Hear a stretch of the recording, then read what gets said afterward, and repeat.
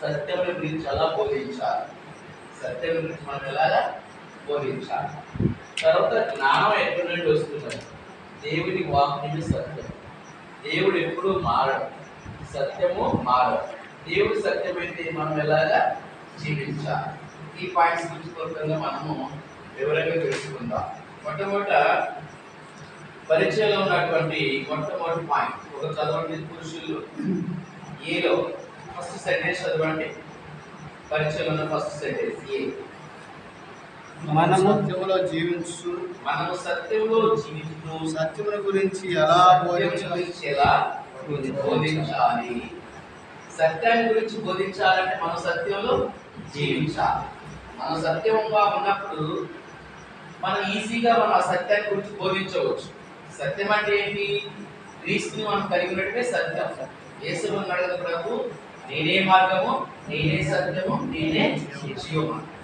కాబట్టి ఆ సత్యాన్ని గురించి మనం తెలుసుకున్నప్పుడు సులభంగా మన ఇతర సత్యాన్ని గురించి మనం బయలుపరుస్తాం. ఇప్పుడు మనము ఈ ప్రస్తుత ప్రపంచంలో చూస్తున్నాం కదా, సత్యాన్ని గురించి ఈ మధ్య ప్రవీణ్ పగడాల దేవుడి సేవకులు మరి దారుణంగా చంపేశారు. ఆయన చంపిన తర్వాత మళ్ళీ ఒక ఆయన కూడా కిడ్నాప్ చేశారు, దేవతలు ఆయన విడుదలయ్యారు. ఇలాగ దేవుడి సేవకుల మీద దాడులు చేయటము, వాళ్ళు చంపేయటము ఎందుకు? వాళ్ళు దేని గురించి ప్రకటిస్తున్నారు? సత్యాన్ని గురించి ప్రకటిస్తున్నారు. ఆయన సేవ నిమిత్తం వెళ్తా ఉన్నాడు. మరి చెప్పాల్సిన బాధ్యత మన మీద ఉంది కదా, మనం నోరు మూసుకుని ఉండలేదు. అయితే ఈ యొక్క సత్యాన్ని ప్రకటన చేస్తూ ఉంటే వాళ్ళు ఎలాగా ఆ యొక్క మత ద్వేషకులు, మత ద్వేషకులు ఈ ఎలాగా వాళ్ళు క్రియేట్ చేస్తున్నారంటే వీళ్ళు మతాన్ని ప్రచారం చేస్తున్నారు. దేవుడు పెట్టి మతాన్ని ప్రచారం చేస్తున్నారా? అసలు మతం ఏమి కాదు. We are teaching Christ. క్రీస్తు మనం ప్రకటిస్తున్నాం, సత్యాన్ని గురించి మనము ప్రకటిస్తున్నాం. ఆ సత్యం ఏంటి? మనం మోక్షాన్ని చేరాలంటే ఆయన ద్వారాగానే మనము వెళ్ళాలనే సత్యం. మా కాలేజీలో ఒకసారి మా ప్రిన్సిపల్ అన్నాడు, ఎందుగా మీరు యేసు ప్రభు గురించి అలా ప్రకటన చేస్తూ ఉంటారు, సైలెంట్గా ఉండవచ్చు కదా అన్నాడు. అప్పుడు మన వాక్యం ఉంది కదా, మీరు సత్యం తెలుసుకున్న తర్వాత ఆ సత్యాన్ని మీ మనసులో ఉంచుకోకూడదు, ఇతరులకు మనము చెప్పాలా. అది మా యొక్క బాధ్యత. రక్షింపబడిన బిడ్డలు వాళ్ళు క్యాండిల్ కనుక వెళ్తూ ఉంటే క్యాండిల్ కరిగిపోతూ వెలిగిస్తూ ఎలా ఉంటుందో, క్రీస్తు పెరిగిన బిడ్డలు, సత్యాన్ని తెలుసుకున్న బిడ్డలు వాళ్ళు ఏం చేస్తారు? సత్యాన్ని చెప్తారు. అది మాకు ఒక దేవుడు ఇచ్చిన ఆజ్ఞ. ఇందువల్ల నీ పొరుగు వారు ప్రేమించమన్నాడు కదా, మరి జనంతో నశించిపోతున్నారు, వాళ్ళు చెప్పాల్సిన బాధ్యత మాకు ఉందండి, అందుకే నేను చెప్తానని చెప్పేసి అన్నమాట మా ప్రిన్సిపాల్.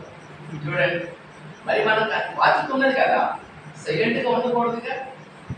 అయితే వాడు ఏం అంటారంటే ఈ యొక్క మతాన్ని గురించి, మతం ఇది అంట, మతం ప్రకటిస్తున్నామా, మతాన్ని మనం చెప్పట్లేదు.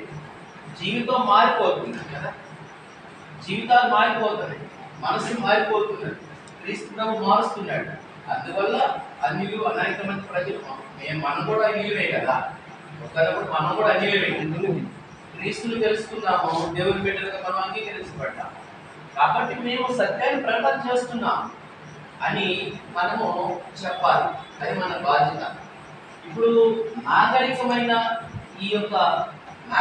ఈ రోజుల్లో ఉన్నటువంటి వాళ్ళు ఏమని కానిస్తున్నారు? మతాన్ని ప్రచారం చేస్తున్నారుగా, మత ప్రచారం చేస్తున్నారు, హిందువులందరినీ క్రైస్తవులుగా మారుస్తున్నారు, అలాగా మాట్లాడుతూ ఉన్నారు. కానీ అది వాస్తవమేమి? అది వాస్తవం కాదు. చాలా మంది ఆ మతోన్మాదులు వాడు ఏమంటారంటే మత ప్రచారం అంటున్నారు.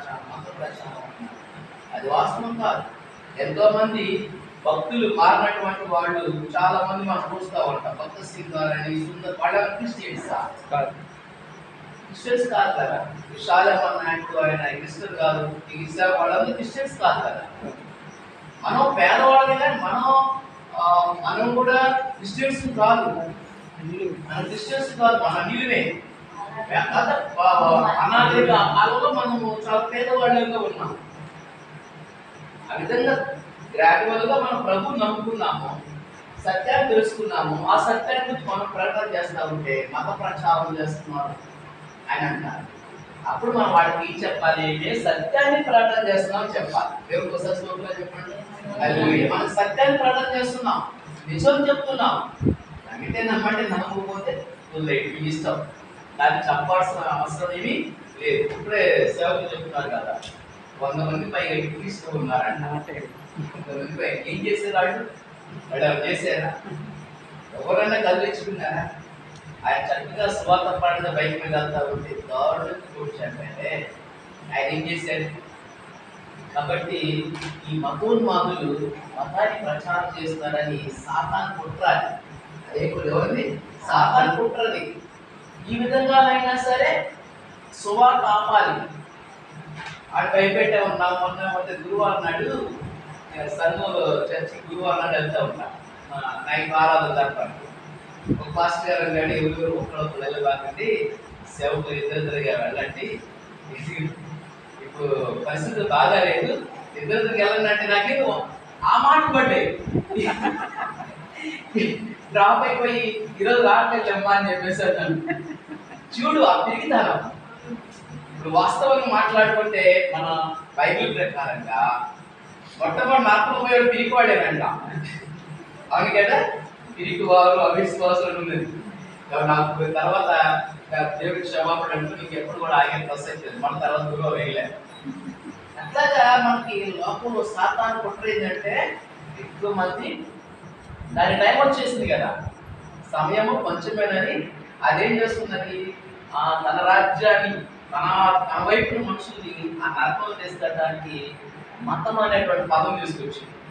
మతోన్మాదులు వాళ్ళ దగ్గర నుంచి క్రైస్తవులు మతం అనే పేరుతో ఆ ప్రజలు అబ్బాయి ఆకట్టుకున్నారు.